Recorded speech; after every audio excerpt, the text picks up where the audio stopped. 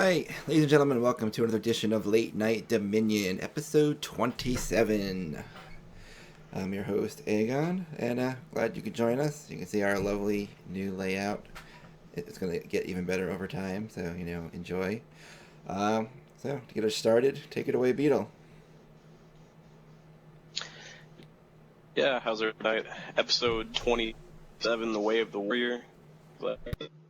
We've got we got muscle bound blank spit. Not bound. We've got the ginger techno mage himself, Aegon, as he said, and we've got Nixus the mime, who doesn't talk, and we've got myself, the one with the beard, and everybody else trying to catch up. But yeah, take it away, Blank, with the news. What's going on, folks? Your show synopsis is as follows. We're going to talk a little bit about the weekly news. Thank you, Carbine, for giving us lots and lots of things to talk about this week. And our big topic for the evening is going to be the Way of the Warrior. We had our Wildstar Wednesday, and we had a little AMA, so we're going to head right into it. As always, if you want to link something, please get a hold of Kitty Cat. She's also known as Riaz, whatever. You'll see her in chat. She's a mod. You can send anything that you have, I don't know how to say that, to her. And if it's appropriate or needs to get to us, she'll send it to us on our document. I want to let you guys know that we do all have the Tweetsters, and we all enjoy getting to meet new Wildstar enthusiasts, so make sure to check us out there. That's Real Blank Space, Aegon TV, Mr. Nixus, and Beetle Bossy. And, of course, our organizational one is SVG Wildstar. Make sure to follow this channel on Twitch. If we ever get a chance to show you something really cool or that's an exclusive, you might want to be following one of us on Twitter to know when it's happening. And make sure to like our page on Facebook. And with that, we're going to get into the weekly news. First thing you're going to get is a big congrats from us to Wildstar. They were on the front page of IGN. So a big, huge congratulations and a boom from Pappy. That's pretty cool. It's nice to see. The next thing we got for you is one of our buddies here across the pond. Avoiding the launch day blues, how to avoid the facepalm. It's Gazimov's MMORPG article. I had a couple of key points that we wanted to mention. Basically what Gaz did was he went through a bunch of different articles and some past stuff and kind of condensed it all together. And as always, did a great job. So two big main points is launch day issues. They're trying to make sure that Wildstar doesn't have the same sort of issues other MMOs have had. Everybody bitches about launch day. Everybody hates it. Huge broken queues, full servers. They're trying to curtail that by gauging demand by pre-order numbers. And there is a possibility that we're going to be able to reserve our character names.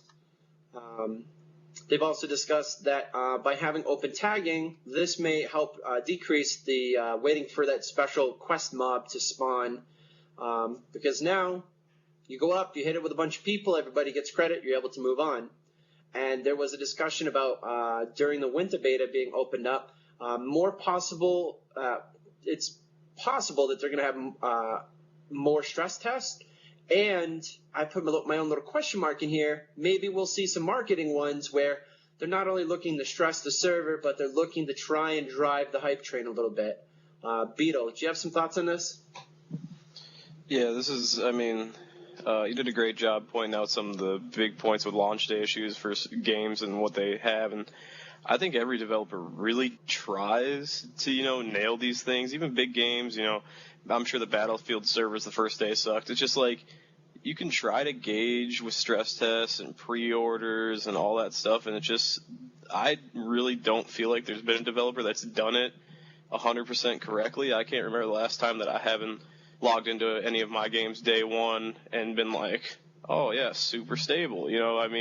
Nixus and some of the other guys have been playing Nether a lot lately in the early access. Of course, that was a huge bump, and we kind of expected that bump, but it was just like everybody knows of these issues, and it's just like how much can the devs actually do to try to handle these issues is the thing, Yeah.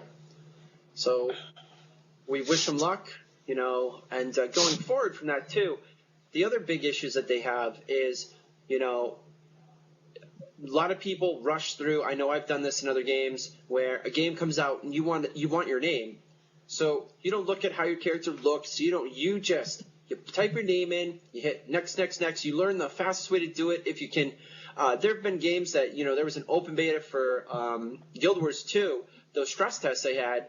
Creating characters was something I practiced so I could get my character names. Wildstar is looking to get around that by making it less of an issue. If you can potentially reserve your name before the servers go live, then when you get in the game, you're not going to want to recustomize it. You're not going to have issues because you have your name. Now it's just time to build, your character.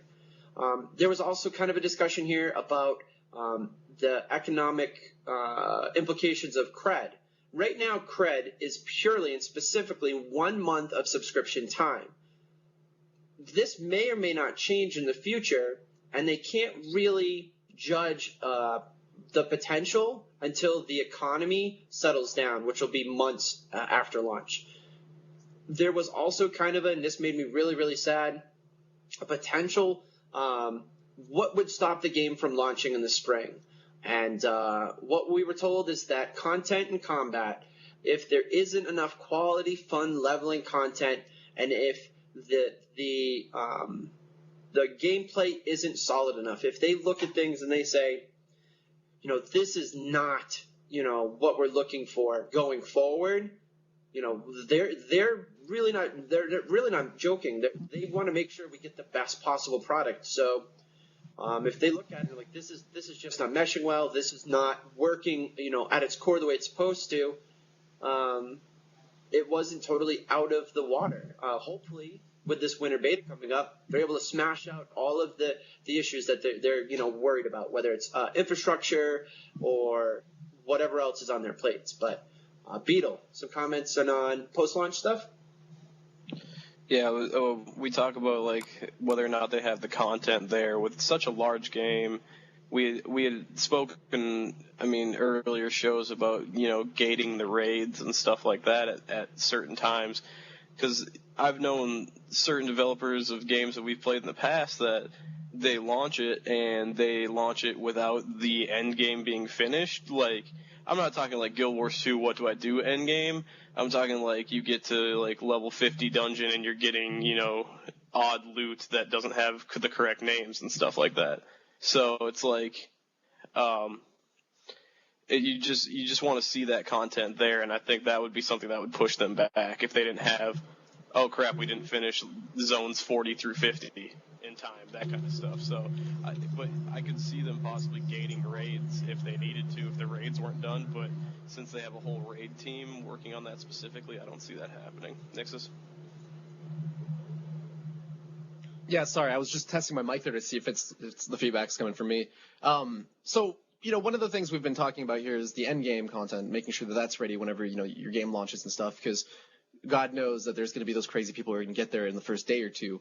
But one of the things that I'm most really concerned about with the new game, and it's one of the things that I experienced with Path of Exile, is the quality of the combat itself. Starting level 1, starting with the first mob that you walk into the world and you kill, I want to get that feeling of power. Whenever I go out there, I want to feel like I'm waving a piece of, a feather or something at my enemy. And if you guys have played Diablo 3 and played Path of Exile, you might understand where I'm coming from when I say that. In Diablo 3, there's that real feel of impact whenever you're fighting a mob. You've got the screen shaking, which that in and of itself is really easy to implement, I imagine, for a game developer. At least I've been told it is. Beetle, correct me if I'm wrong. But there's other little aspects down to even the visuals that you see that'll change the way you feel about combat. And I know Blank Space tried it at PAX East last year, and I got a chance to try a little bit of the game myself. And the thing that my biggest comment when I tried the Warrior was when I swung, it didn't feel like I was really hitting that hard, which is why when we're talking about making sure that at release you've got that level of quality for both the content and the combat's really important to emphasize, because if you don't have fun content, how do you expect if you don't have a fun combat system, how do you expect people to bear it all the way through to the end game and even be concerned about the end game content, right? So both are equally as important, but definitely combat. You want it to be fun, engaging, which it looks like they're really moving in that direction with all the stuff, all the updates we've been getting, and the double jump and the movement and the dodging, and it looks like they're heading in the right direction. But also just the weapons themselves, when the impact, is it going to be there? Is it going to feel good? So fingers crossed, knocking on wood, but we'll see. Blank space. Just so you guys know, there seems to be some sort of an issue with Uvu. Before we get the show going, sometimes Uvu can be kind of weird. So if our mics keep kind of dipping in and out, we apologize. It's something we can't fix really on our end. And just so you guys know. With that, we're going to walk into Wildstar Wednesday. It's Ultra Class Drops, reintroducing the Warrior. We got 3 links for you, and you're going to start seeing some scenes here. Basically, what they've told us is they're going to start reintroducing the classes more in depth. Maybe, some of us who've heard information before are going to get new information, and it's going to be a much, much deeper appreciation and knowledge about what's going on. So there are 9 million links here for poor Cat to try and put to you guys. This will also be on the YouTube. Actually, I really do feel bad for you guys here in chat. But more than likely, you'll probably just want to check the YouTube document because there was so much stuff that was super important to get to you guys. But there was the Devspeak. Then there was the Thursday Reddit AMA. We're missing something here too. Just so you guys know, on Saturday, of course, Carbine has let us know that they're going to have a Twitch live stream event. It's going to be the Warrior Showcase. It's not missing. That, it's of right course, there. Is going to be at Twitch. What's that? It's right there.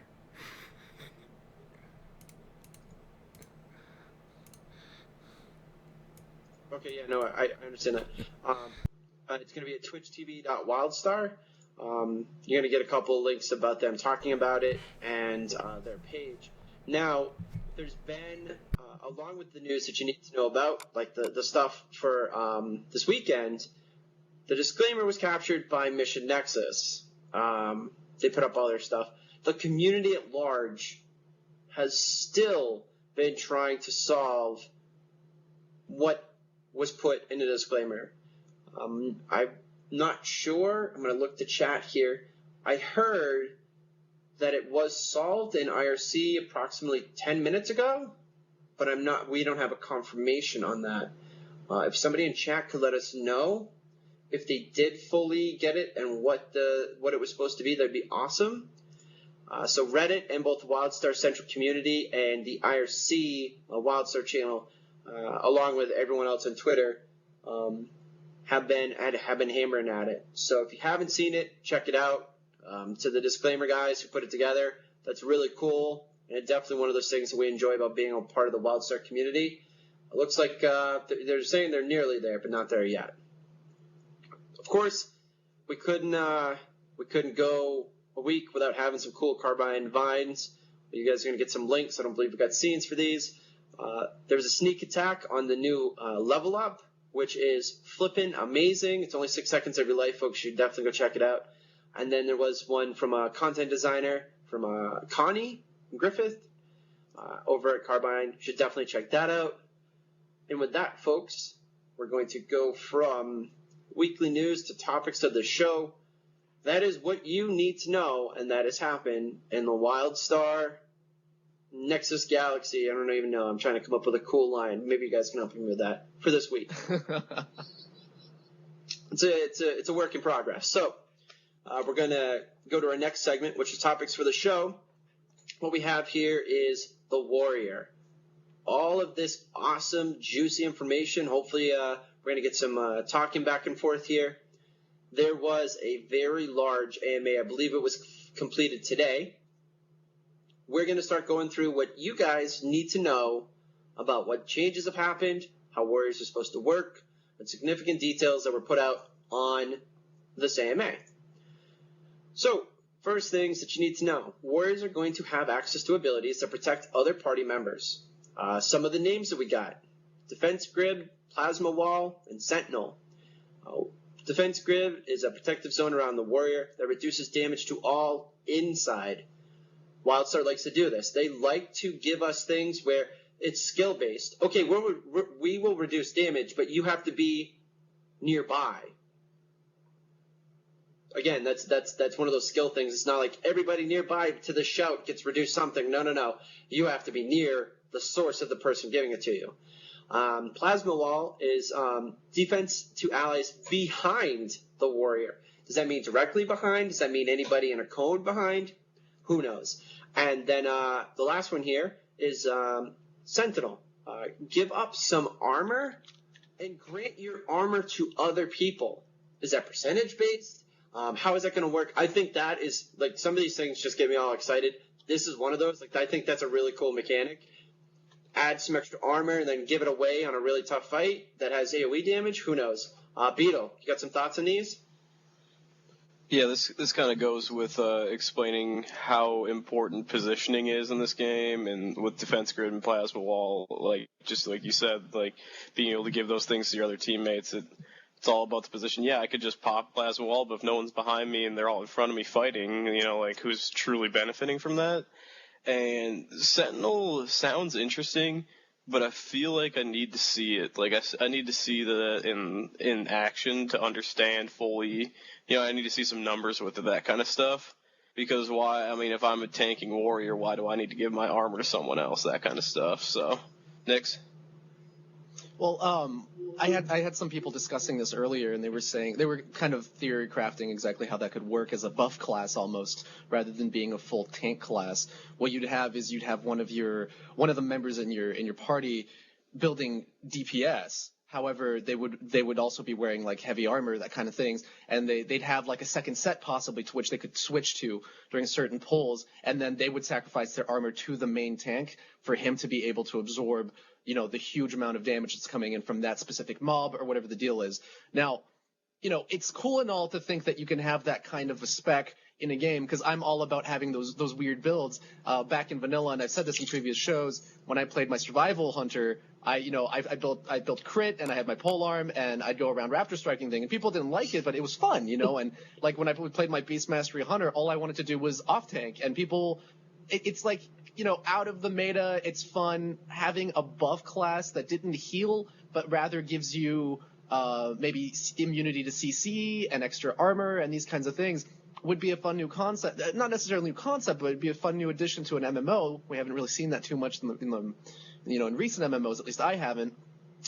However, I'm waiting to see, just the same way Beetle's saying, I'm waiting to see how it is in game. Because if it's one of those toggle on-off kind of things where you can have it on as long as you want, does it consume your resource over time? Is it only a 4 or 5 second buff? How exactly does that mechanic work, right? So we'll find out. But if they do leave room to have those kind of builds where it's not just either your tank or DPS, but you can be a support class, kind of like in Dota 2, what's his name, Omni Knight, that almost kind of like that, where you can render someone immune at your own sacrifice, that sort of deal, that would be really fun. But Blank, a couple comments on that? The way I look at this, and I know we're going to get into some more things too, with the way that the limited action sets have been presented to us, you're going to be able to switch out based upon the fight. It's going to be very interactive. I am used to, and I'm sure you guys are used to it too, you get into an MMO, and it's your DPS, this is the min-max best for DPSers. But maybe in when you're looking at it in a 40-man or a 20-man, that doesn't synergize the best based upon the fight. This guy does this damage, this guy does this. So now skills like this are important because, like you said, maybe not so much a support class, but a support role where I know that in phase 1 and phase 2, I need to use these skills to help because our tank is a little under-geared. It makes it feel more dynamic and more meaningful. You're going to play a game that now it's not just one straight, okay, this is what you do for DPS, this is what you do for this, but oh, man, this fight's kind of rough. This guy hits really hard, and maybe he takes armor down. What we're going to do is we're going to have, this other warrior have Sentinel, or maybe even 2 of them. We're going to rock it back and forth when those hits come. You know what I mean? Like, it's not as, I don't want to say watered down, but homogenized as a lot of MMOs that we're used to. Seeing things like this it really adds to the depth of the game without making it so convoluted that you're lost. You're like, I don't know what we do. Do we just smash our heads into this? No. If you really look at the fights and things that are happening, you're going to be able to use skills like this effectively. Those gamers who are looking to maximize their potential. Beetle. Yeah, and I agree with both you and Nick's. I mean, we're only in the first paragraph of these skills, and we'll see it more coming down here.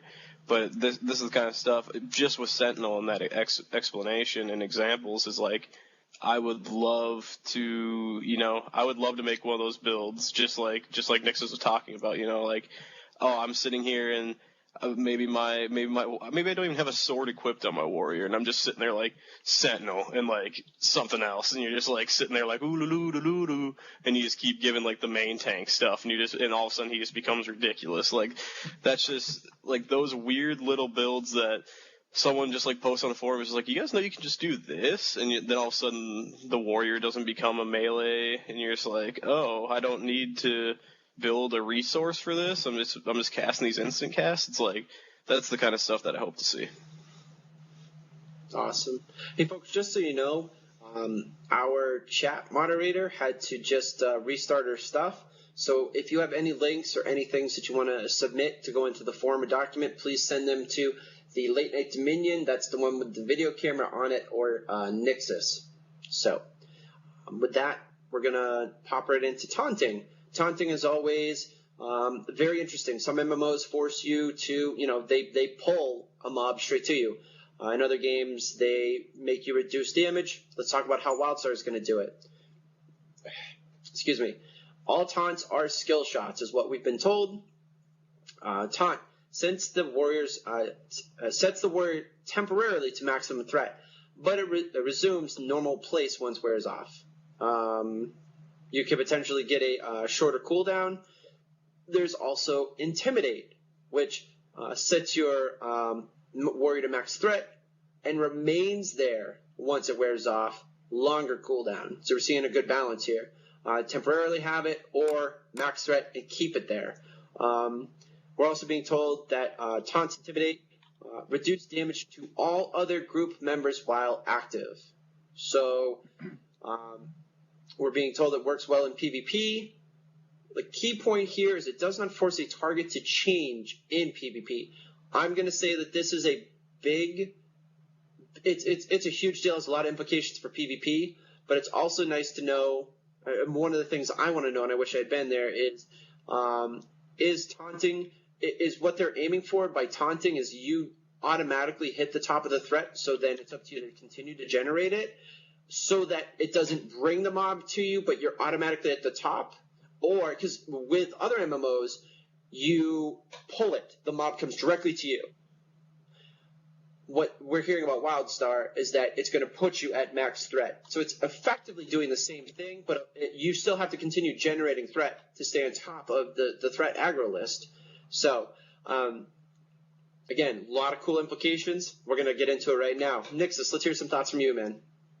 So, as a big PvPer, I have to ask myself, how are people going to justify trading out a possible CC or a burst or something like that in exchange for something to mitigate that extra damage? It's going to depend on the build that you're running, but it's going to be really interesting to see that people are actually going to have to make that choice. And also, is it going to be 5%? Is it going to be 10%? Is it going to be 50% damage reduction? Whenever you pop your taunt, I'm waiting to see how it rolls out. I know for a fact that if that's a thing, my partner and I, whenever we're doing arenas, we're going to have to sit down and they're going to have to really try to justify, having that. If, for example, it's a 15-second reduction of 100% damage, no problem. Take it, run it, we'll run with that. But if it's like a 15% reduction over 6 seconds or something like that, when, on the other hand, you could have like a skill that stuns your opponent or even a heal. It's really going to come down to sitting down, testing it out in the PvP environment, seeing how it works. It's a PvE skill that's intended for PvE and usable in PvP. So I don't know. I feel like there's going to be a lot of fun around that. Beetle, sorry, you're up next with a couple comments on that. Yeah, I feel the same way with with the PvP side of it. The PvE side, where it bumps you up to max threat, as long as I have a way while I'm on cooldown to generate damage or whatever sort of power I'm putting out also generates threat for me, and I have something to do on cooldown. If I pop both my taunts, say I pop a taunt and intimidate, and then I start losing threat, I need something to generate it while those are on cooldown. I mean, not at the same rate, but like Blank said, it's essentially a pull from that point. And then with PvP, like Nix has said, gauging whether or not you're supposed to take that. If the taunt gives some sort of mobility, or it pushes someone back while you taunt, or there's always those movement-based things. But it's tough, especially without forcing target in PvP. It's really tough in this day and age of League of Legends, Shen, and Rammus who force the target. Dota 2 with Axe who forces the target. And everybody's so used to, hey, why if I taunt these guys, it's not forcing target to me? And I don't know. There have been games in the past that have changed skills based on whether you're in PvE or PvP. With Guild Wars 1, you might have a skill that gives you health, but if you pop into a PvP zone, it gives damage, So it's like, we could turn on the target. So I don't know. It's just different for the day and age of the MOBA and what everybody's super used to right now. Aegon?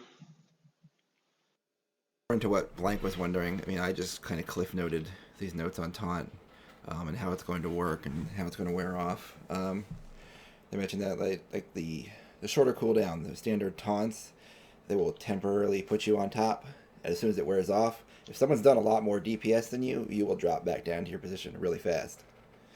And the Intimidates will basically keep you on top, and you will stay on top once it wears off until somebody can out DPS you and out generate your threat. And that's why they extended on the explanation a little bit more. If if that clears that up a little bit for you, Blank. Yeah. Well, there's a couple implications here. First of all, is normally we're gonna take it into the normally world. Two things for PvE, then I'll talk about PvP. For PvE, if you're running a threat meter and your tank needs to pop something like Intimidate, which is the one that sets you at max threat and stays there when it comes off, that's normally for your pull. This is when you're going in, and whether it's 1 or 5, whatever it is, you're trying to get everything to be pissed off at you. Then it's your goal to stay ahead of your DPS. That being said, if the game is done correctly with its threat generation, a equally geared tank who puts their skills in accordingly, not derp mode, but actually able to generate and use their resource, should be able to generate threat of an equally geared DPS. However, the time this becomes an issue is when you have a DPS who is, let's just say, super decked out, you're running a dungeon, and you're going into tank, you're in crappy greens, and this guy's rocking full raid, epic, legendary, whatevers. That's when you're normally going to be like, hey, you're kind of going to have to wait 5 seconds before you start blowing shit up, or else it's going to come smash your face in. So I wanted to throw that out there. And the PvP implications, what I'm interested to see is, so reduces damages to other group members. Do you save this for when people are CC'd? Do you save this for when you think people are about to get bursted down? Do you save this for when your members are on cooldown for big heals or support spells? And do they have an internal diminishing return? There's a lot of potential things in there that we don't know yet. Are we going to see PvP where taunt teams are a thing? It's a possibility. Is it going to be something that's used specifically just for support? My buddy's getting down to 50%. They just blew all his big things. I'm going to use my taunt near him so that nobody else is doing, someone else is doing less damage. So how that balances out, we'll see, but it definitely has some pretty cool implications both for PvE and for PvP. I didn't think at first I was going to like not having that face taunt, like I pull boss, he comes straight to me, I sit on a minute cooldown, but I know this guy's coming at me and I'm able to generate threat. But I like the idea of being set at the top of the list, because then again, it's based on skill. If I'm able to use my warrior resources to keep on top, good to go. Oh, hey, Nixus, back to you. A couple more thoughts before we wrap this up? Yeah, just one quick last comment on the PvP utility of the taunt mechanic.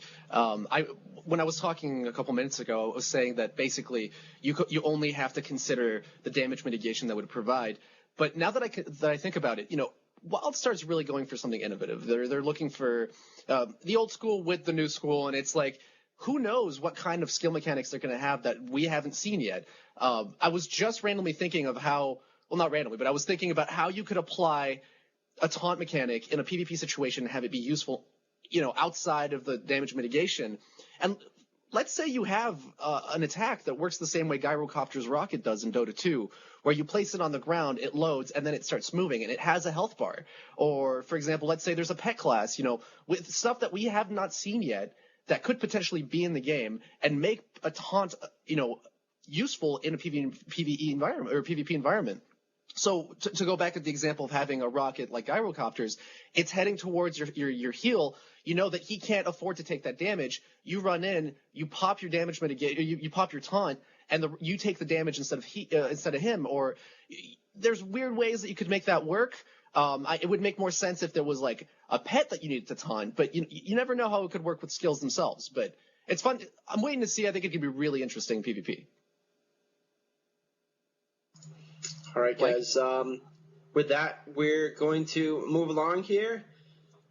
They showed us the arm cannon. Now, thank you for the big tease. We've all got blue balls. This is currently not a gear piece. Possibly down the road after launch. And we've been told you cannot customize or look or color. Beetle? Cash shop? No. No. It's definitely a way for them to say, all right, the warrior only has a sword. How do we justify the rest of these effects that we're doing? Oh, have that come out of his arm piece. It's just have this whatever taunt thing, shoots this. Let they show the plasma saw coming out from it. So it's like, it's just that thing that's just like, all right, here we go. You can just do it from here. Yeah. Okay. All right. We're going to talk briefly about three-dimensional targeting versus zero-G and underwater. Telegraphs will have height up and down associated with them, and they're going to display on the ground no matter what the environment. Good to know. Nobody likes to try and attack something and not know where it's going to hit. Probably by the time, hopefully, you're swimming underwater, you know where your telegraphs are, but still awesome. Milestone markers. A basic example of a T4, T8 bonus is adding ability charges to a cooldown ability. This means you'll be able to use that ability back to back. One really cool T8 bonus on the warrior is making Plasma Wall reduce damage taken by your nearby allies as long as you stay in front of them. So wait, one thing I do want to mention, because I actually just read that fully, is that when we were told about it back up here, grants defensive to allies behind the warrior, maybe you're going to be able to double up on that. You currently earn 41 ability tier points by the time you reach level 50. Tiers 1, 2, 3, 5, 6, and 7 all cost 1 point each. Tiers 4 and 8 both cost 8 points each. This means that by 50, you'll be able to max 2 abilities to tier 8, 16 points each. Hopefully somebody comes up with a cool looking graphic to explain what the hell that's supposed to mean, number-wise. But we're also planning, this was the cool part, we're also planning on allowing you to earn more points at cap through our Elder game. The current idea is that we'll let you raise 4 abilities to tier 8. That's double. How that's going to happen, we don't know, but that's significant. That makes me happy as a person who rushes for endgame for sure. The current plan is permanent reward points for experience gain post level cap. So are we going to see, level 50 plus 1, level 50 plus 2, level 50 plus 3? Kind of like AAs, Nixus? Yeah, what really is exciting about that to me is that it's just another thing for us to look at as like a sense of progression, right? It's the big thing that I've said is important in MMO, is always giving the player something to fight for, something to want to continue and work for. And, maybe WoW did it in the sense that they had the rep grinds for items and that kind of thing.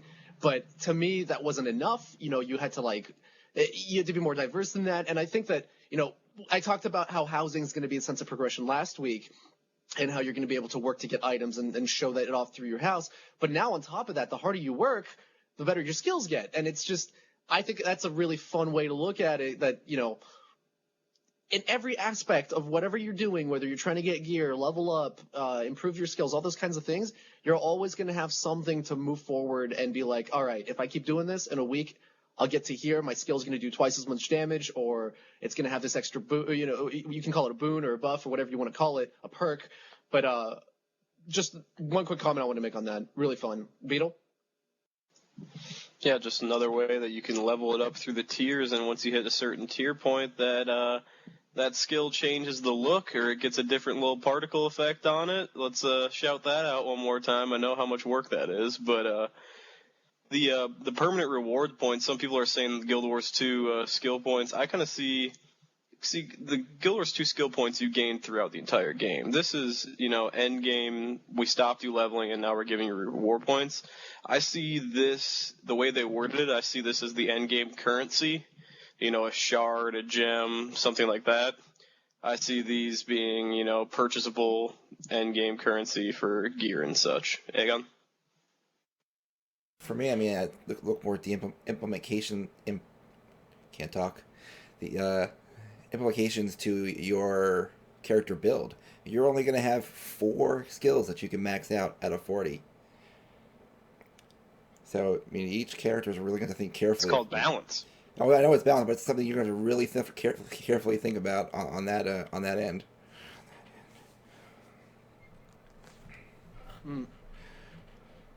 Actually, it kind of reminds me of the way Path of Exile is, in the sense that, you define what kind of player you are based on the decisions you make as you progress, right?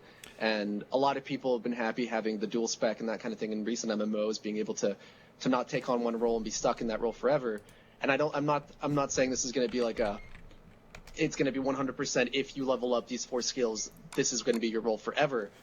But it's going to be really interesting because, once you find your play style and you're happy with it, you level up the 4 skills to T8, and you're just you shine in whatever you've decided that you want to take on as your main role. Yeah, so it's a fun way to do it. And they haven't mentioned whether you're going to be able to respect that or not. So it's going to be, if they decide not to, it's going to be a very careful choice down the road if they decide not to allow respecs on that. Oh, respec. Oh, that's man. The question. That's the question. You can bring 4 to T8, but what is the max for the other skills? So you can bring 4 to T8, but can I bring the rest of them to T7? Because then if I can only bring 4 to T8, but so then it's like the whole respec thing. You'd have to be able to respec on the fly for any of these save templates between DPS and tank to ever work. Yeah, because at the end, you can switch to a different tank build. Yeah, at the end, you'll have a total of 57 points to spend. So if you max so if you can't do that on the fly, then switching your skill set on the fly won't work either, or it won't be near as viable. Ugh. This makes my head hurt. That's actually too much. I'm just so I switch out my limited action set, and then I have to mess with my milestones because I'm going from damage to tank, but I'm going to AoE tank, and then 3 fights down the road, I'm going to single target tank. Or right. Well, if they could save when they put in, from what we hear, when they put in the ability to save your builds, hopefully they'll be able to save your tier settings as well, so you don't have to worry about so you're asking for limited action set template save and also quote unquote mastery point saves. Well, yeah, I think that I think it's going to get a headache to change your masteries every time you change your action set. All right, just so you folks who are watching on YouTube who may not have seen this, there was a vine of Looks like it's Pappy, Frost, and Matt McCarskey, all trying to figure out who is the best at Wildstar. So if you guys didn't see that, that just got dropped a couple minutes ago. And as always, when things come out from Carbine, we want to let you know. We weren't going to wait till next week, so we will make sure to have that for you folks watching on YouTube. The next thing that we got is a little bit about the role as a warrior. What they're saying is tanking, DPS, and off-tank. The best use is determined by the needs of the encounter. There was a discussion about the AMP system will allow for more differentiation. Someone else want to help me with that word? I've had too much vodka. What is that? That's a big word. For the differences between warrior specs. Differentiation? See, look, saying? I needed a French guy to help me out. That's the word. Differentiation. The ability to output more damage of the warrior itself is also damage through that. So, warriors losing aggro versus DPS. What has been said about that is, it is something that's a concern, but it shouldn't be too common. It may happen at the beginning of the fight or during threat wipes, or if the tank is spending too much time dodging around and not actually staying on the NPC. So what I'm going to say about this, and the next comment too, we do give tanks tools to recover threat pretty quickly with taunts and intimidates. I'm just going to throw this out there, and this is the hardcore asshole in me. If you're dodging around and not generating threat, you're not doing your job unless it's a big telegraph that's going to kick your ass, or it's something that you can't mitigate.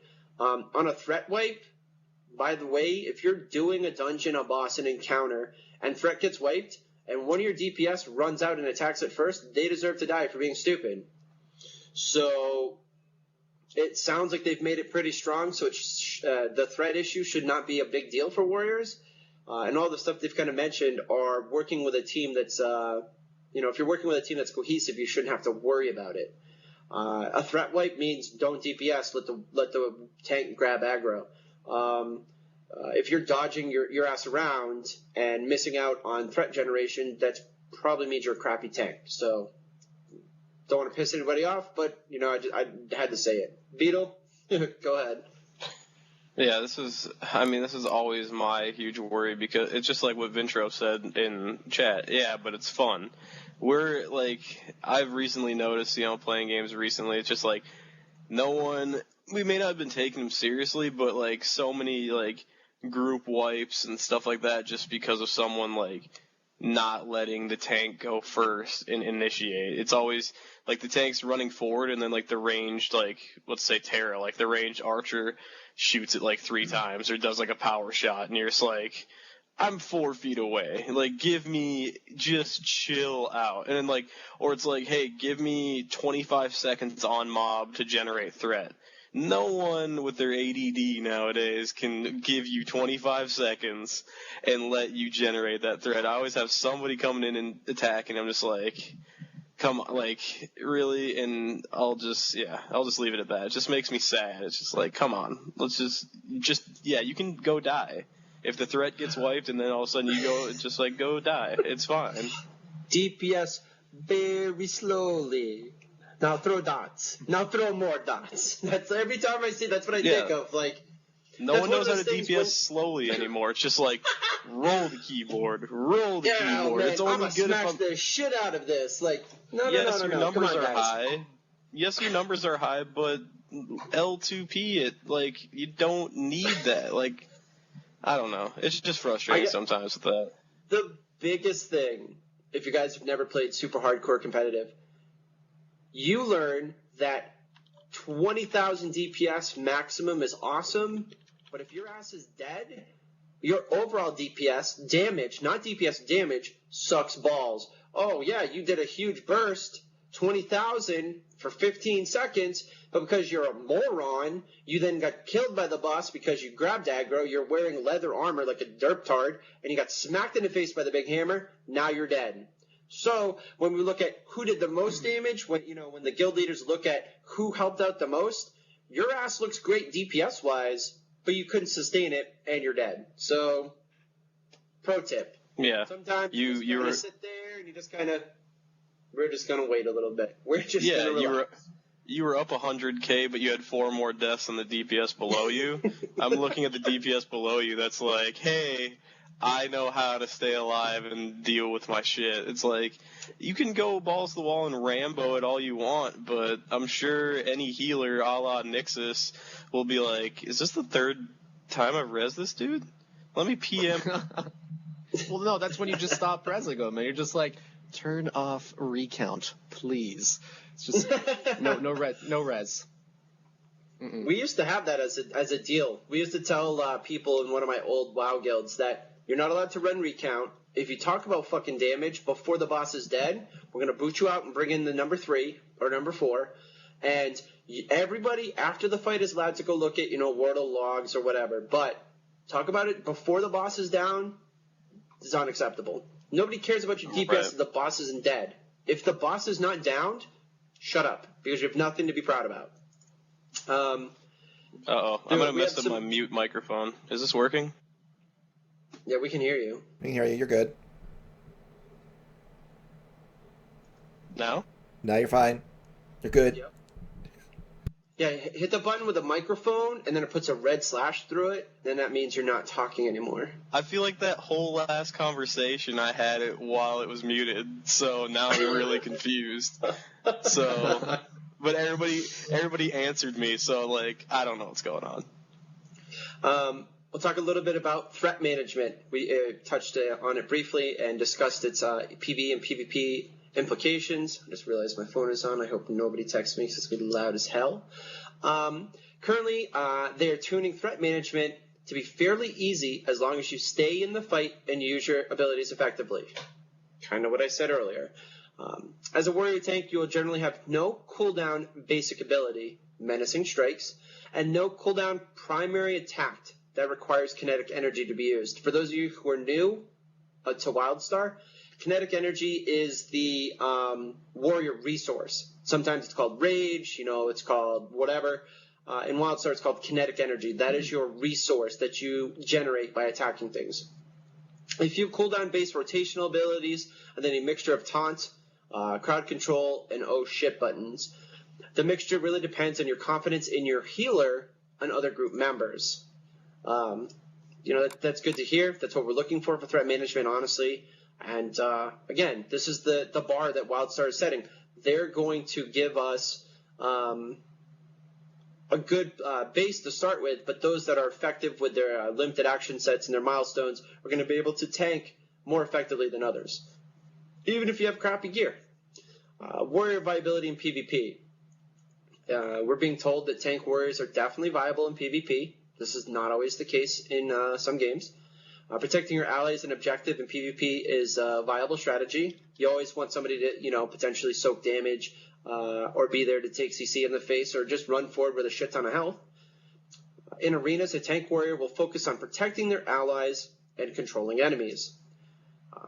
How that will actually boil down when there's what the developers are looking for and what they've experienced, and then there's when the masses hit the game and come up with crazy metas. So.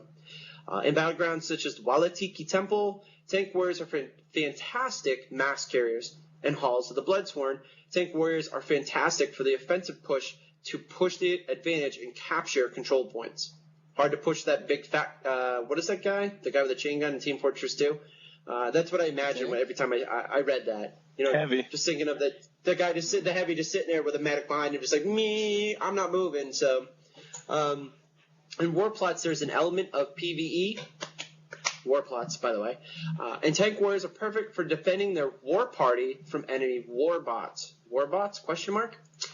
Just keep in mind that tank warriors aren't out there they're not there to be executing people. They're not out there to have the most killing blows. They're there to soak damage and do support and potential crowd control.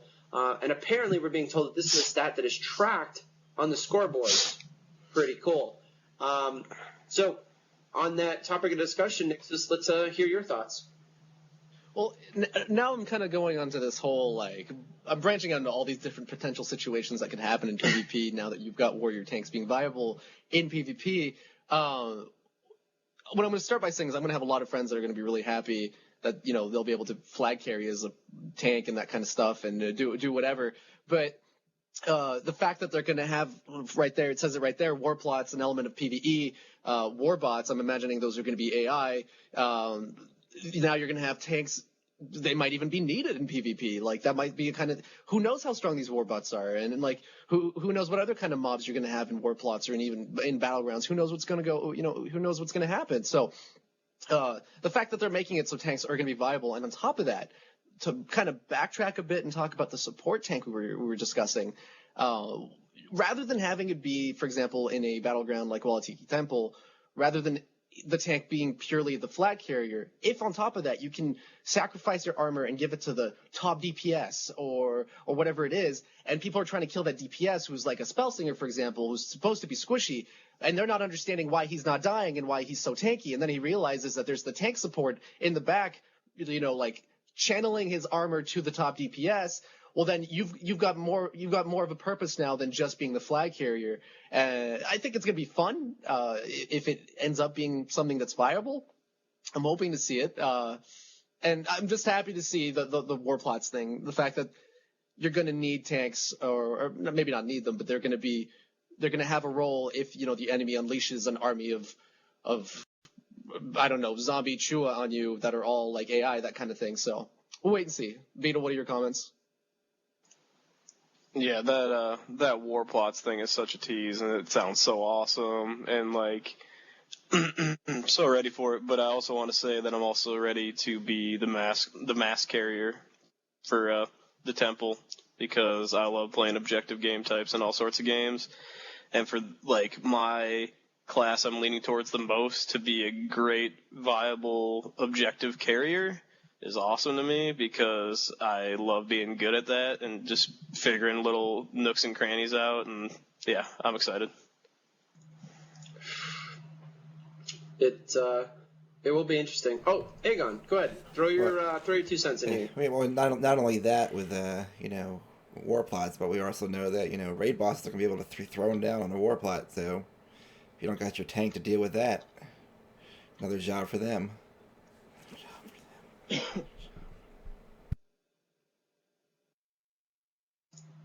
Nice. Sorry, guys. Trying to do too many things at once here. Apparently, Aegon has 3 cents. I apologize there. Moving on to the next topic here. Tanks and soloing. Same as any other class.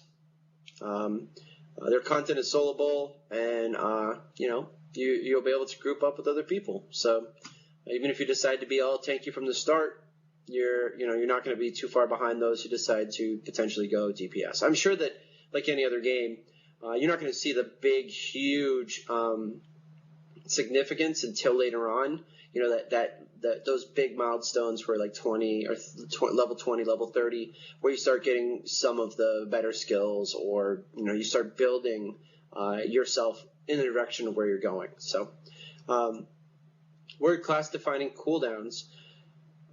We get 2 things here. Emergency reserves. This fully restores your shield. That's kind of cool. And increases your maximum shield capacity and grants some limited protection from CC. One of the tiers of this ability also causes this to affect nearby allies. That is different from what we had at PAX Prime. So that is baller as hell. Because the ability to restore shield to somebody and increase shield capacity, that's pretty clutch. Anytime you can give that to your friends, especially in Arena, that's awesome. The next one we have here is Unstoppable Force. This breaks you free from all forms of CC. And grants you completely immune to CCs for a short duration. So, that's badass, and it better have a badass. I'm just going to say, if you're playing a warrior and you pop this thing, I hope the animation is flippin' awesome, because that's already, just reading it is cool. One of the tiers of this ability also causes this to significantly increase your movement speed while the buff is active. Flag carrying. What's that? That's all for flag carrying right there. Getting that tier and getting that movement speed. But it just in general, like, you're immune to CC, which is ridiculous. And then being able to increase your movement speed, I'm assuming that's just base and not your potential to sprint, but still, that's awesome. We're going to talk a little bit about Warrior CC. if you guys remember seeing me play at PAX when we did the 5 versus 12, we had a bunch of these, and I was kicking some people's butts. Some of these synergize really, really well. Kick, it's a melee cone knockdown. This goes great with Savage Strikes, which deals double damage to knock down enemies. I used to do that. Was one of my favorite things. I actually would kick, and then it's not on our list here, but there's a jump. So I would kick somebody back, I would jump on them, and then I would Savage, and then it just took shit tons of damage. Plasma Whip. This is a ranged pull ability.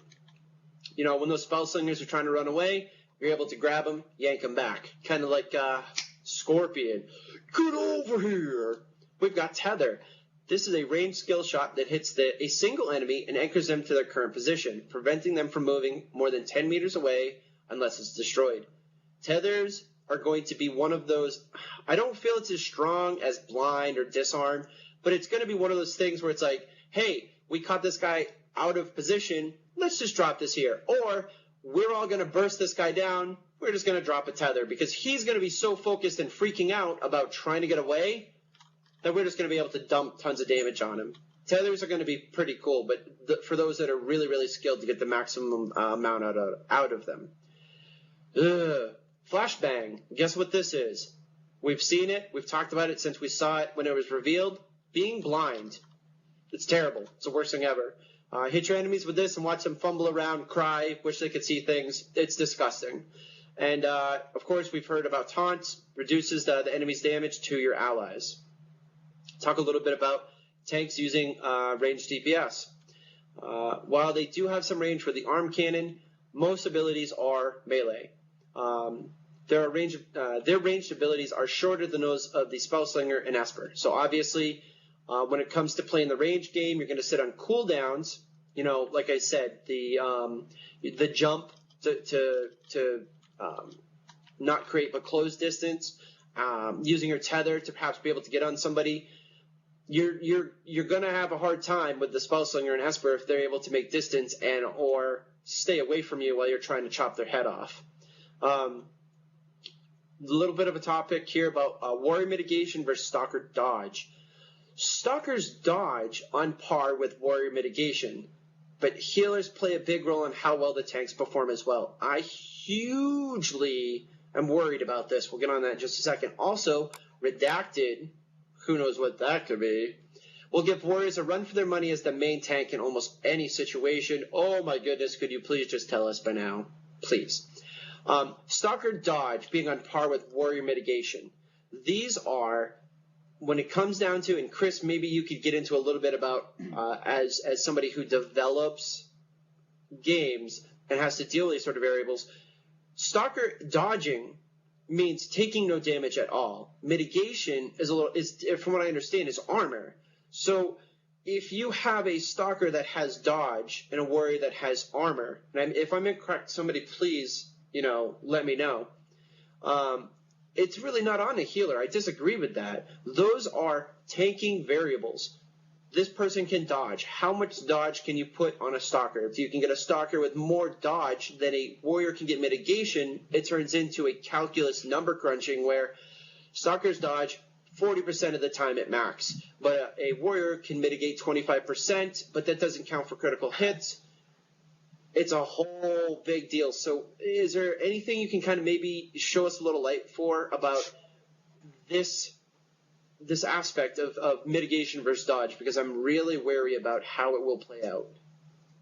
Yeah, it really comes down to the way that they're developing it. When you take mitigation versus something like dodge, mitigation is generally, like you said, number crunching and more numerical in value than a dodge would be. And it's easier for the reason they say healers is it's easier to take those armor numbers or those health and those shield numbers and associate them with how much healing the warrior will gain, as opposed to a Stalker's dodge, which would be, let's say, like Jax, old Jax, would be a percentile based. It's still numerical, but it'd be more percentile based and does not have the link with the healer. So my Stalker has a 65% dodge, but my warrior has 1300 armor, and I have a milestone that once I've hit 1000 armor, all healing to me is 30% higher. So I mean, it's incredibly tough to balance, and you never know, like, all of a sudden there's going to be a million stalkers saying that dodge is way better than any warrior mitigation, but that's basically the gist of it. Numerical versus the percentile based. This is, I will throw this out there. If you are a number cruncher and you're looking for a guild, we got one for you. Just throwing it out there. You guys know what I'm saying here, because this is it's very important to me. This is those sort of things. I'm not good with crunching, but I know the significance of it. Mitigation, to me, it depends on how it works out. You know, if your main stat gives you additional armor, cool. If, you know, you're able to get armor from other places or milestones, awesome. Dodge always seems to be just a percentile number, and sometimes percentages end up being more favored. So I don't know, but I'm looking forward to seeing that. Want to make sure that you guys know that warriors have some self-heal and some life-steal. They're able to gain some self-sustain from abilities, amps, gadgets, and gear. The limited action set rundown, if you guys didn't know, 1 innate ability, 8 class slots, 1 path, and 1 gadget filled with whatever equipped gadget you have. Races and rage animation time. For those of you who like playing the smaller race because it's harder to hit because they've got a box. What is that called, Beetle? Is it hitbox? Yeah, is it not normalized? What is that called? You know, like when you play the smaller race because they don't get hit as much or as often. Oh, I'm not at work. Stop. Okay, well, that's what it's called. In Wildstar, whether you're a Macari or you're a Chua, same range, animation times, good to go. Deflect and deflect crit stat is going to work on telegraphs and normal attacks. Again, math nerds, crunch it. Is deflect going to be something we're going to see? Are stalker tanks going to be number 1? There is no melee weapon other than, oh my goodness, Beetle, what would you like to say, sir? Oh, well, you say deflect and deflect crit, and then, yeah, Aegon pipes in and says this is dodge. That was my big question, is deflect and deflect crit still going to be, is it going to be dodge, or is deflect?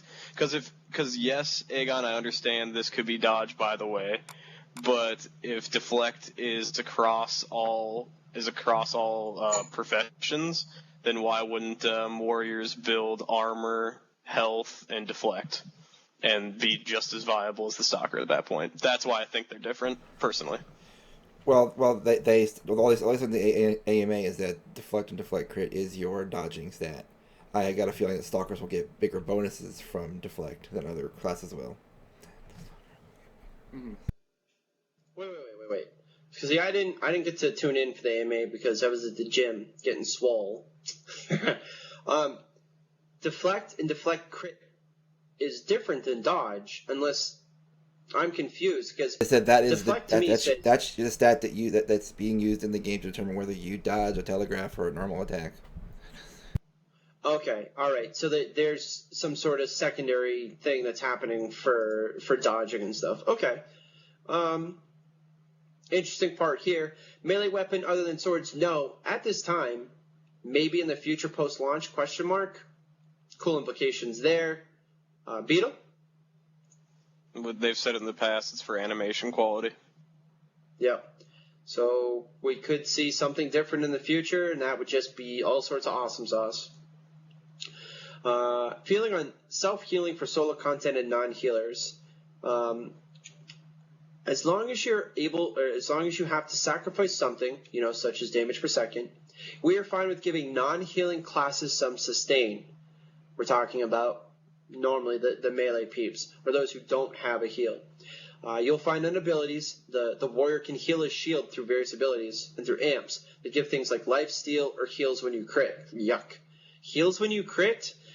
Crit is such an RNG stat for me that I don't want to heal when I crit. I'll take base life steal or healing my shield, but I would never...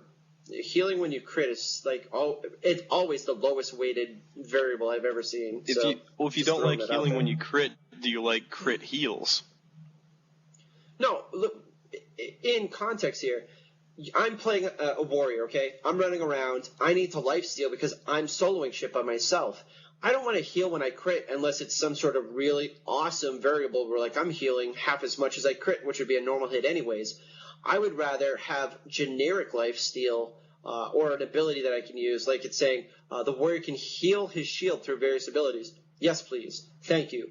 I would rather do that, hopefully through the warrior resource, than heal when I crit, because I know when I hit my number 2 button, I'm going to heal my shield potentially for this much. Over, if I crit, I could heal this much. In any MMO I've ever played, critical strike was always 3rd or lower down on its significance for a variable. So I would never, unless it mathematically is more significant in Wildstar, would never do that. I'd rather have flat lifesteal, or I'd rather boost my ability to heal my shield through my milestone than do that. Mm-hmm. Side notes. Sorry, folks. I feel like the 2 classes that I would build crit anyways, from what I've seen, would be the Stalker and the Spellslinger. I just feel like those feel like crit classes to me, is what's going on with that. No, yeah, I don't feel like that would be something I would invest in a warrior. Anyways, if you guys didn't know, you're new to Wildstar, every class will have a shield. You think of this as an additional health bar. They take damage before you actually take damage. If you do not take damage for a period of time, you start regenning your shield. Big note, even in combat. You're in an arena, you're running your ass around, or you're on, like when I was PvPing, we would run around and other people would take damage or take the focus off us long enough for us to gain our shield back. Pro tip. Additionally, out of combat, your shield, obviously, regenerates faster than your health. The goal of the shield is to promote skillful play and avoiding telegraphs so that you take shield damage, but as little health damage possible, allowing you to move from encounter to counter without a big downtime. So if you go in and you pull one little guy and you realize you can kill him when your shield barely gets damaged, you pull 3 guys, your shield gets damaged, you take a little health. You decide maybe I'm not going to damage, I'm not going to pull more than 3 at a time because my shield regenerates. I kill my guys, I loot them, I wait a couple seconds, hopefully it's not too long, and then you're like, you got a full shield again. I could pull another 3. Again, skillful play. Oh, sweet. Thank you. Here it is. Warrior Gap Closers. You have Plasma Whip, which pulls enemies to you, which is a lot of fun. And then you have Leap. My favorite. One of my favorite, like I was telling you, kick, leap, and then get the critical for them being knocked down. Or, if you've used that skill, it's always fun to kick and or leap when somebody doesn't have interrupt armor, and then whirlwind. Just sit there and whirlwind. You pretend like you're Garen, scream, yell, Demacia. It doesn't matter. It's ridiculous. One of the tiers of this ability unlocks a second charge, allowing you to rapidly jump between 2 enemies and continuously pursue somebody trying to kite you.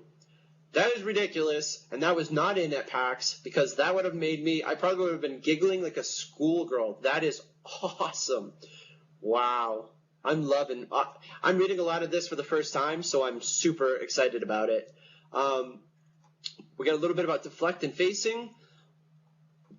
This is kind of a big deal. I'm not sure how I feel about it. All evasion check occurs no matter your orientation. So you're gonna be able to deflect even if they're hitting you from behind. I don't know if I agree with that. It just goes back to my Jax example. Whoop, whoop, I know. Whoop, whoop, as he's walking away, and you're just missing everything. Trolling. I just, I really feel like, well, okay, let's be honest. If you're not having your stealthy, because I'm still in my mindset of my World of Warcraft rogue, getting that awesome ambush from behind for extra damage or the backstab. If that's not a thing that's going to happen, and we don't know too much about that, then I'm not too worried about it. It's kind of nice because you might be able to tank something and then be able to turn away and not worry about, because I know in other games you would tank something, you had to face it. You couldn't turn away. Now you may be able to turn away to taunt and do some other things. So it has some cool implications. It's different. It's the cool implication about it is, oh crap, I'm dying. Oh crap, I'm dying. Where's my healer? Where's my healer? Oh, thank God I invested a couple K into this deflect gear as well, because as I turned and looked for my healer, I deflected, luckily, 2 hits. It's that kind of stuff where you're just like, you're looking at your combat log and you're just like, oh, thank God. You're just so happy about that. Yeah, definitely. Last one. Well, nope, we got 2 more. Wildstar Warriors versus other MMOs. How the class feels. This is from our good friend Jeremy. We actually tend to have our classes break down into a few that will give you something comfortable mechanically and some that you've never seen before. The Warrior is intended to feel comfortable to people who are used to that class role. So the difference in those that really are Wildstar differences in general. More movement than normal, more skill aiming and timing, more over-the-top nuclear arm cannons, etc.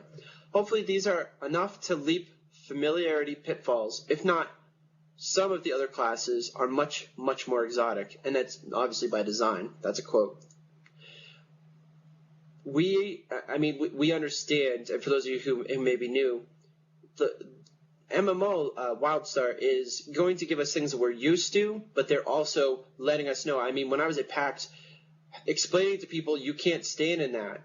That's red, that's bad. People kind of get that, but then explaining to them how to move, how to use the mouse, how to move the keyboard, how to then use their skills to then build up resources to do things was new to them. They were used to just click a button, go.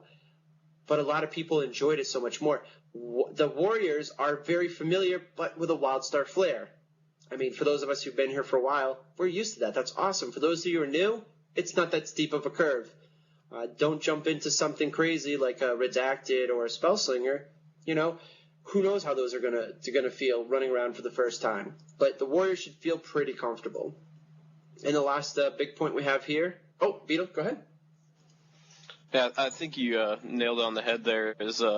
It's easy. It's going to be an easy class to get into, but with what all we've seen, and that's why it's attracting me, is one of those classes that when you master it, you're truly admired by the raid group. That kind of stuff.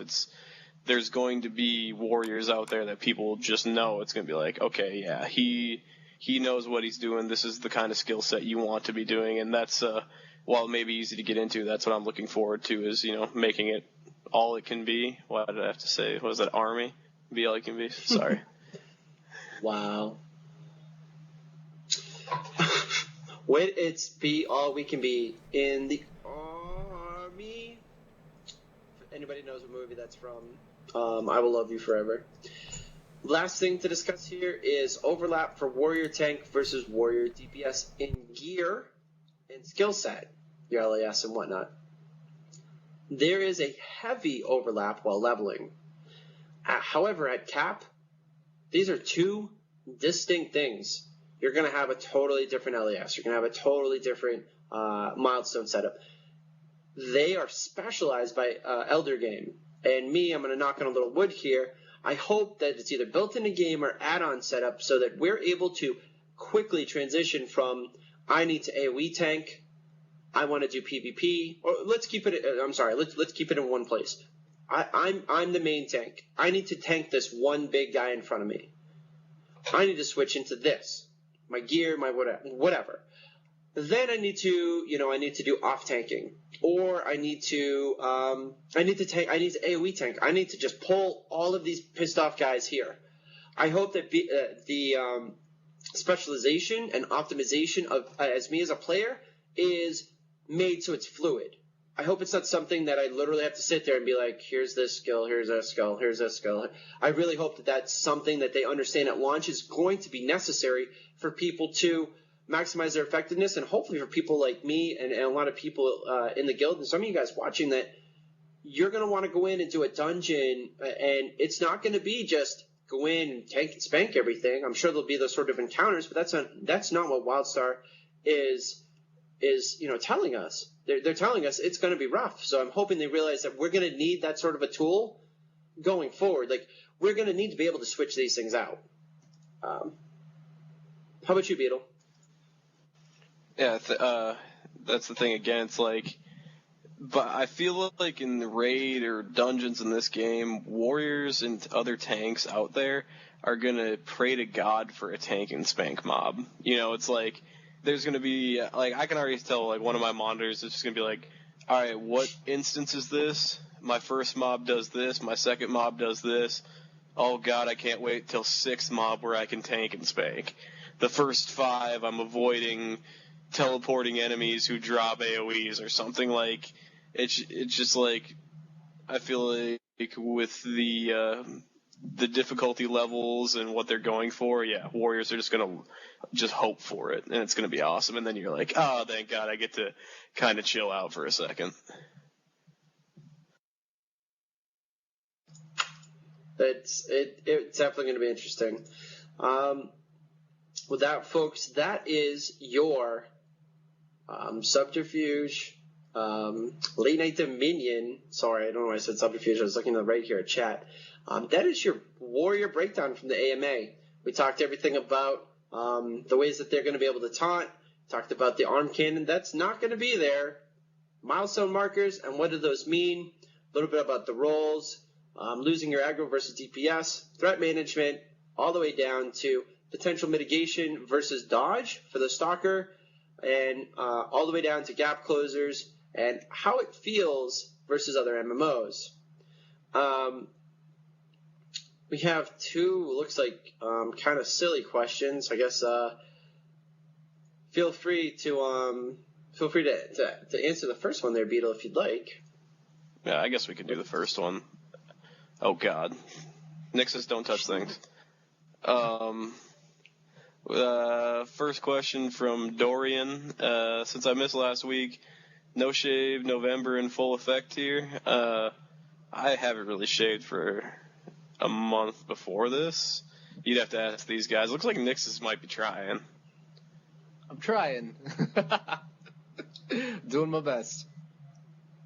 I know. I rarely shave. So. Nice. Aegon's got the usual. I rarely shave. Blank So. is. Well, here's the thing, because everybody asks me. I normally don't do the facial hair thing. I did one before. It's threefold. It's a family tradition that in the winter, because we're like hunter, fishers, trappers, like we always grow some sort of beard or facial hair because it keeps your face warm when you're out, bringing in your traps or you're out all flipping day on the ice or whatever. So that's always been a family thing. The second part was the Red Sox, so I had to grow this for the Red Sox. Yeah, by the way. And the third part was the Red Sox got done, and then it was No Shave November, and I was like, fuck it. The girlfriend's not pissed about it. It doesn't look that bad. We'll just go with it. So just so we're clear about how it happened. Yes, comboing like a boss. You are correct. That is exactly what happened. Not even the word. Not even the right word. Yep. So this next question here is from Pharynx. Yeah, he's combing his beard. Red Sox boring baseball. Stop being a hater. Don't be a hater, man. That's. I'm sorry. Do you have a team that actually makes it? Because living in New England, I mean, it's like we win football. We just win everything. It's nice. It's really nice up here. Just saying. Anyways, no, go ahead. Pharynx 007 wants to know. I've been fairly AFK from Wildstar news. I haven't seen anything from the new milestones. Do you have information on the new milestones? Who would care to answer that? We spoke a bit about it. Yeah. We pretty much went over what we had from the AMA. It's pretty much the most information they've given us so far. Yeah, we'll post the link to that AMA with these bullet points on the. If you haven't seen the AMA yet, Pharynx, I'm sure we could post that again at the very top there. I know we posted at the beginning of the show, but it's got quite a few bullet points there talking about the new milestones. There we go. All right, folks. There you go. You got a link right there. Facts. Nobody even knows who the Colts are, so you can just take that crap out of here. Got a couple shout outs, of course, and this is what you guys are all here for, is all the fun shout outs at the end. we want to say thank you. One of our new members, Demo, made this awesome overlay for us and is actually helping us with some more kind of transition stuff. So that's really, really cool. We love having talented people around here. We wanted to say a huge thank you to anyone who helped with the Extra Life charity events. And there is going to be a makeup event. There was an unfortunate issue where their website was DDoSed for a bit. So we're going to give you a link here to Wildstar Central. They're looking for some people to hang out for a couple hours this weekend, play some games with them. They've still got stuff to give away. Again, this is for charity, guys. Charity is a big part, especially of our guild and here at Late Night Dominion. You folks, a lot of you were here for when we did the Elden games, where Nixus fell asleep. Aegon passed out. Me and Beetle played League of Legends for like 4 hours in the morning by ourselves. But it was like 6. It was crazy, but charity's charity, and it doesn't matter who's organizing it, in whose name. You know, we love to support it. So if you get a chance, if you can stream, if you can't stream, support by watching. If you can donate a couple bucks, donate a couple bucks. You know, that's awesome.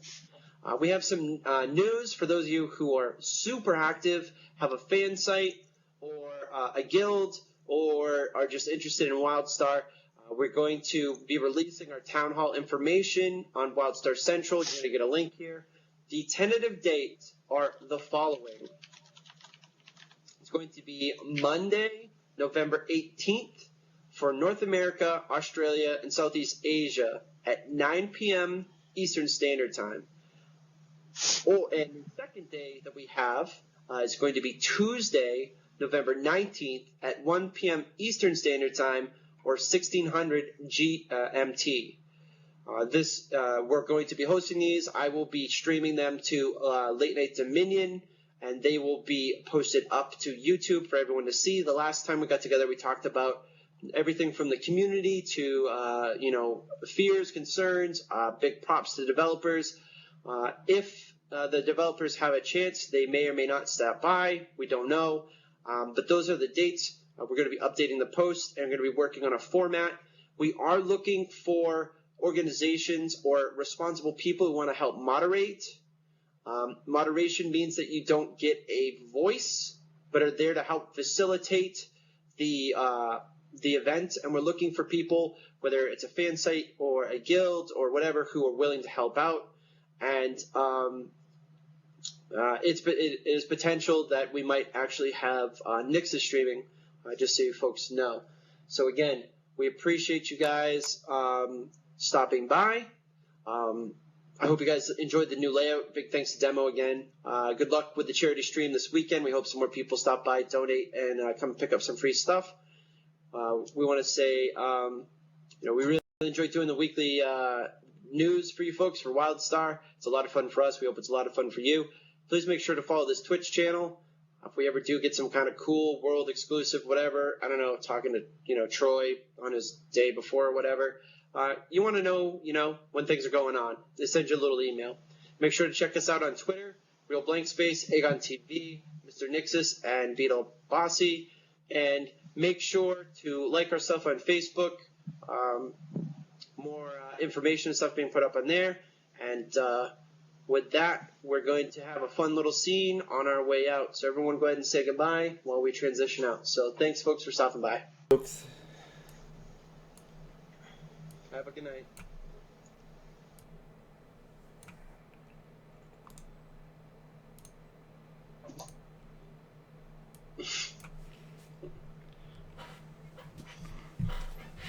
Producer fail.